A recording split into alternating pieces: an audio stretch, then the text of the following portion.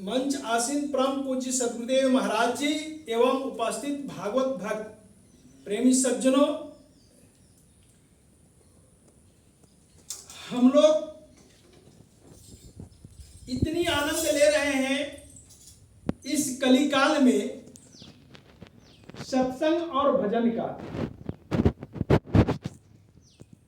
यह हम लोगों का सौभाग्य है जो ऐसे विकट परिस्थिति में भी हम लोग एक साथ सत्संग करने का और सुनने का मौका प्राप्त हो रहा है। सज्जनों, सत्य का संग करना आज के समय में बड़ी मुश्किल स्थिति है, जो में झूठ का ही सामना करना पड़ रहा है हर कदम कदम पर। सज्जनों, वह सत्य जिस सत्य के द्वारा हम मेरे शरीर से यह आवाज जो निकल रहा है वही सत्य के कारण निकल रहा है। अन्यथा यह सत्य अगर इस शरीर के अंदर नहीं रहता तो इसे लोग यहाँ रखना क्या, यहाँ से बाहर निकाल देता। हमें उस सत्य को जानना है जो सत्य हमें आवाज निकाल रही है। हर व्यक्ति के अंदर से जो आवाज निकल रही है वह सत्य के कारण, वह सत्य हमारा यह जो श्वास चल रहा है, यही श्वास को चलाने वाला वो सत्य है।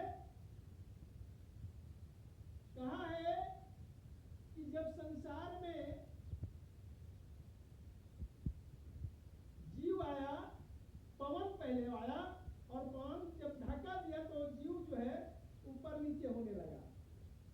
माने ऊपर नीचे ही हवा को करने वाला वह जीव जिसको हम परमात्मा भी बोल सकते हैं, पर उसको हम कैसे बोलेंगे, कैसे जानेंगे, इस कला को जानने के लिए कलाकार के पास जाना पड़ेगा। हम किसी चीज को सीखने के लिए एक शिक्षक के पास जाते हैं, उसी तरह से हम इस कला को सीखने के लिए, हम अपने आप को जानने के लिए जानकार व्यक्ति के शरण में जाना होगा। उनसे विनम्र भाव, आदर सहित विनम्र भाव से उनके आगे झुकेंगे और प्रार्थना करेंगे, हे प्रभु, हे गुरुदेव, हमें जिस ज्ञान को आपने जाने हैं वह ज्ञान हमें भी जनाइए, हम भी अपने आप को जाने, अपना कल्याण करें। सज्जनों, संसार में बिना गुरु का कभी ज्ञान नहीं हुआ है और न होगा और न है हो रहा है।